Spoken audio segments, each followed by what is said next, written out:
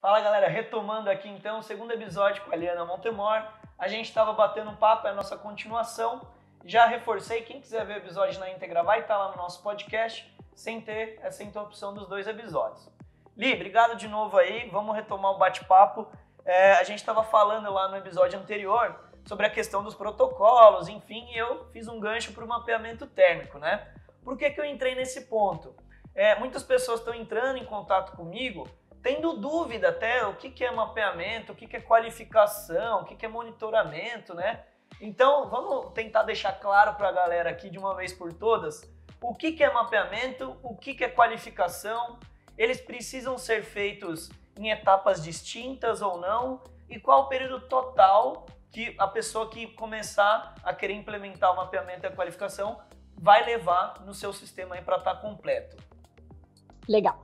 Bom, primeiramente, obrigada mais uma vez, né? E, de repente, a gente vai precisar de mais uns 2 episódios para a gente entrar nesse tema. O papo tá legal, tá fluindo aqui. Mas vamos lá. Olha, a pergunta, ela é muito pertinente, né? O que é mapeamento e o que é monitoramento? Então, vamos começar separando em várias caixinhas. Primeiro, vamos falar, que eu acho que vale a pena a gente falar sobre o controle da temperatura, tá? Então, vamos falar dos medicamentos de 2 a 8 graus, por exemplo, os termoláveis. Eu preciso controlar essa temperatura de 2 a 8 graus, o que significa que eu tenho que ter um ambiente ou um sistema térmico que mantenha essa temperatura na faixa de 2 a 8 graus. Legal, dessa forma eu controlo. Para eu chegar nessa caixa, né, que vai ser composta por gelos e por outros componentes, como, por exemplo, uma manta para separar o gelo do produto, eu preciso fazer uma qualificação.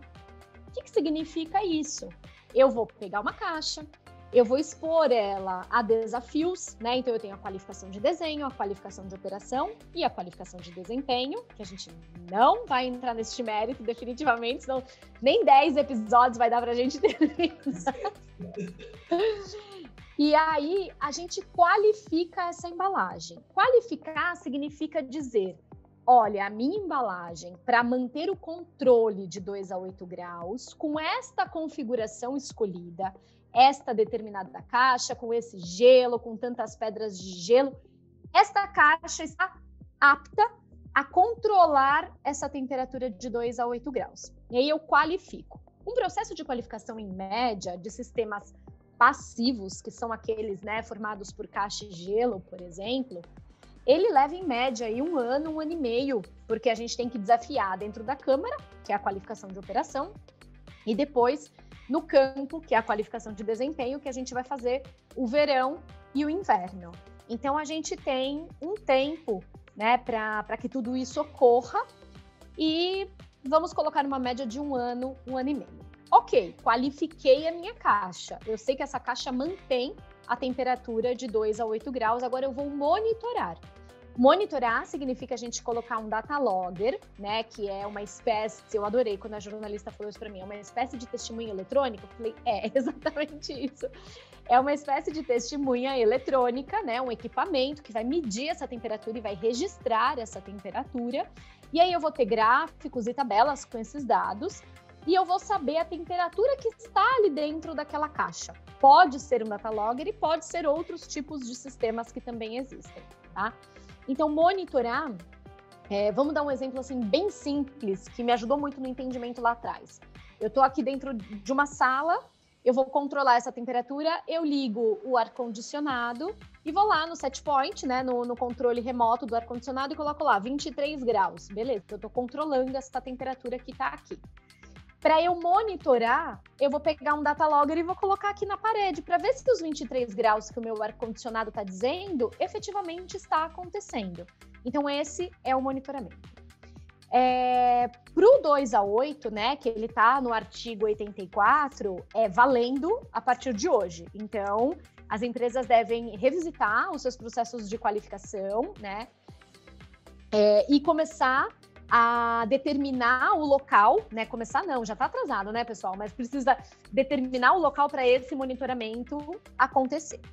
Quando a gente fala dos produtos que estão no artigo 64, que são aqueles produtos que não são perecíveis, então vamos chamá-los aí de carga seca, é aquele do 15 a 25, de 15 a 30 graus, por exemplo. Esses hoje, até então, são transportados em caixas de papelão, a sua grande maioria, exceto os biológicos, obviamente, mas são transportados em caixa de papelão sem nenhum controle térmico, né, sem nenhum tipo de isolamento térmico. E aí eu não estou falando daquele que vai no caminhão refrigerado, eu estou falando daquela grande massa mesmo, daquele grande volume de medicamentos que são distribuídos em caixas convencionais de papelão.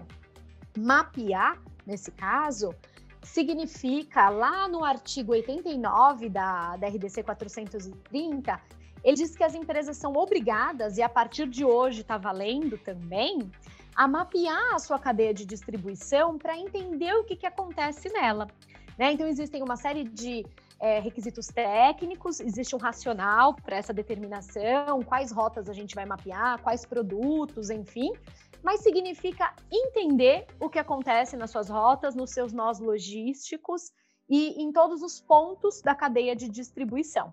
Então, eu vou ter dados. Será que aquela caixa que todo mundo fala que lá em Fortaleza eu vou pegar um calor de 37 graus, será que a minha caixa passa pelo calor dos 37 graus? Será que aquele caminhão que chega a 70, isso é muito corriqueiro na minha logística? Isso acontece na minha logística? Então, é você entender o que se passa na sua cadeia de distribuição, tá? Em resumo, acho que é isso que a gente pode... Em resumo, que a gente vai fazer uns 18 episódios aqui para explicar pra galera. Acho que em resumo é tudo isso. Não, mas é show, assim, eu falo, é importante realmente a gente bater nessas teclas do conhecimento, do processo passo a passo, porque é muito novo para todo mundo precisa entender melhor, né? Até porque, assim,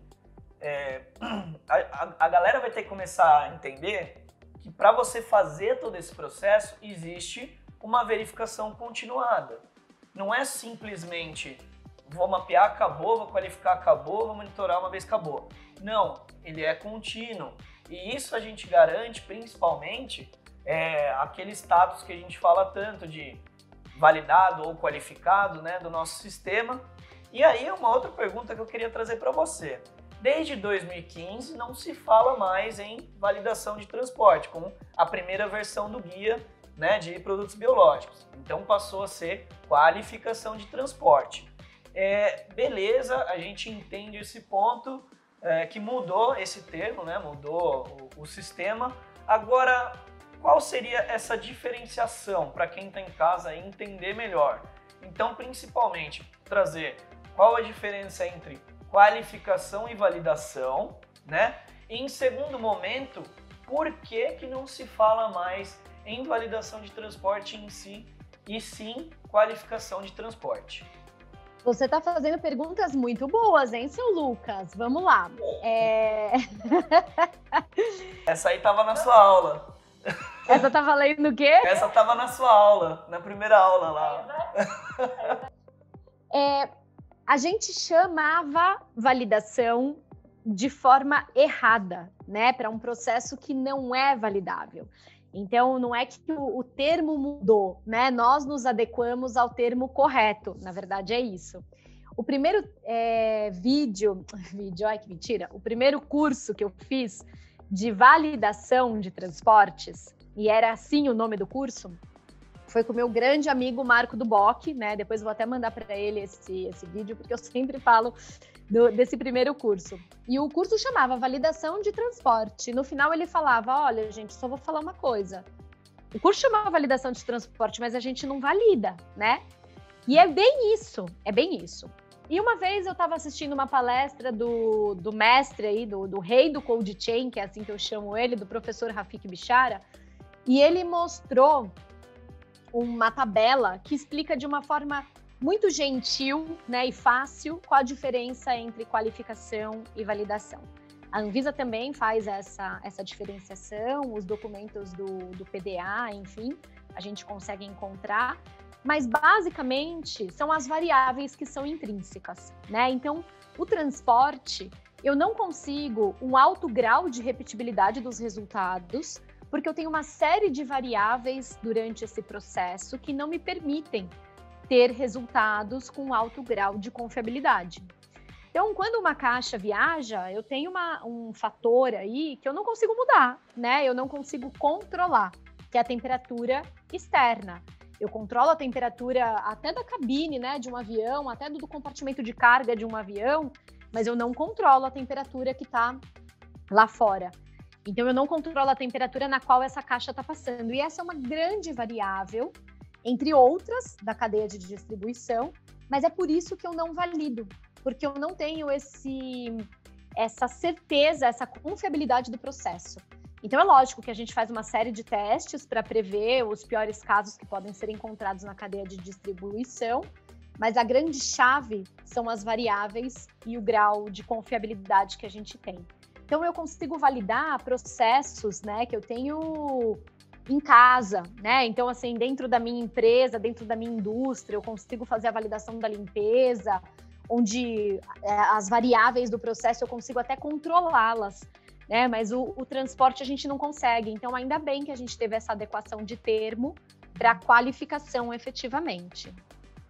Show! Então deu para entender legal que a validação a gente pode validar um ambiente controlável, né? Que a gente consiga ter noção dos parâmetros, né? Os parâmetros são estáveis, né? Coisa que nós não conseguimos realmente no transporte. Bem interessante você passar isso, é importante ficar claro para a galera que está em casa assistir, não ter mais essa dúvida. Beleza? Li, vou finalizar aqui a última pergunta.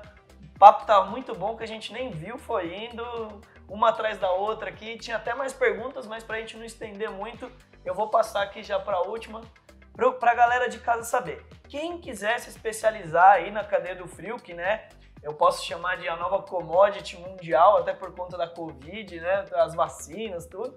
Quem quiser se especializar na cadeia do frio, você tem alguma sugestão de livro, palestra, filme, curso? Você já deu as palestras que você assistiu há um tempo atrás, do Bichara, tudo, né?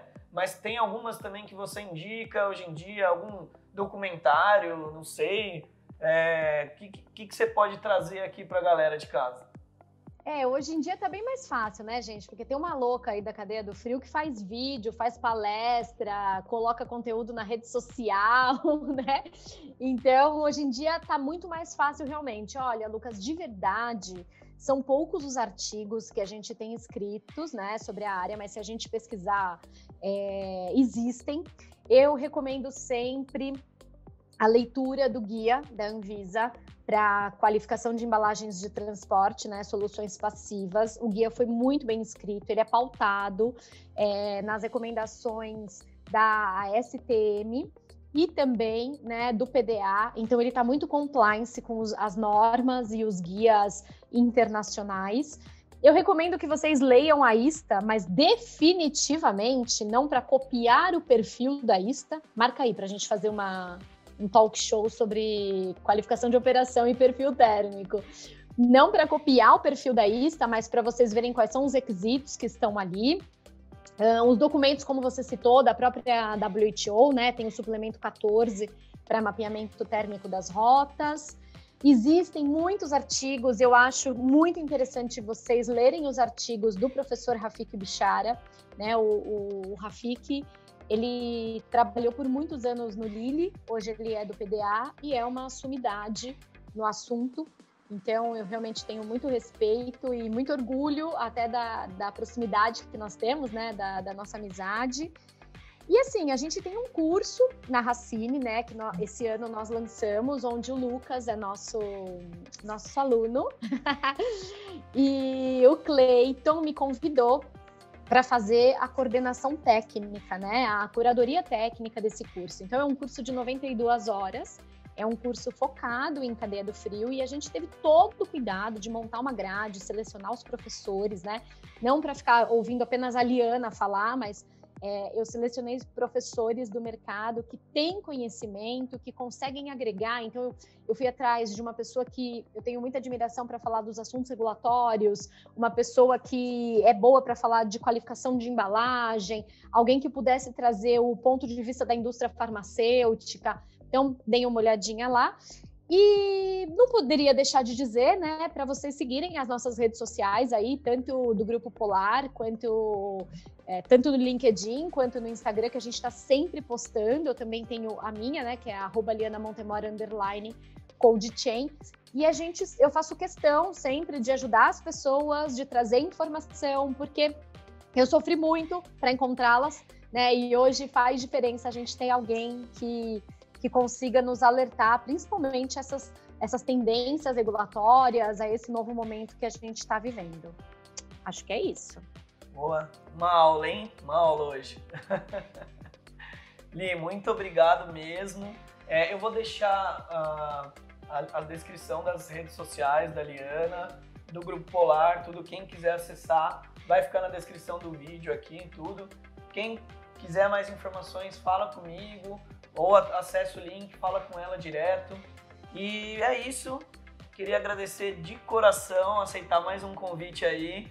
A gente já tá nesses bate-papos aí já tem um tempo, né, sobre a RDC. E é legal isso, é legal essa troca, sempre com profissionais engajados na área. O projeto é justamente esse ponto, o Talk Show, ele vem justamente para isso, para agregar conteúdo para a galera, né, de diversas áreas, mas óbvio, puxando sardinha para nossa área também, né? E é isso, muito obrigado mesmo. Bora para a próxima, acho que agora a gente tem que montar um seriado, né, para dar tempo de falar tudo que a gente quer falar. Né? Ou uma novela. Lucas, eu que te agradeço, você é um talento à parte, gente, assim, ó, nos bastidores eu sempre falo pro Lucas, eu falo, Lucas, você tinha que estar na Globo, você é um artista, cara. Mas eu tenho muita admiração pelo seu trabalho, pela Qualifica, né? Então eu só posso te agradecer e, ó, vamos fazer nosso brinde? Ó, o brinde aqui, ó. A caneca tá aqui. Eu tô sem caneca, mas eu tô aqui com um copo de chá, ó. Eu tenho que te entregar pessoalmente, eu sem te cortar aqui, pronto. E o próximo a gente faz ao vivo. Para mim é um prazer poder estar aqui com você. Obrigada de coração. Obrigadão. Galera, obrigado também a todo mundo que assistiu. Não deixem de curtir, o episódio vai estar no podcast na íntegra também. Dá seu like aqui no vídeo, se inscreve no canal, compartilha esse talk show aí nas suas redes. E é isso, obrigado a todo mundo, valeu e tchau!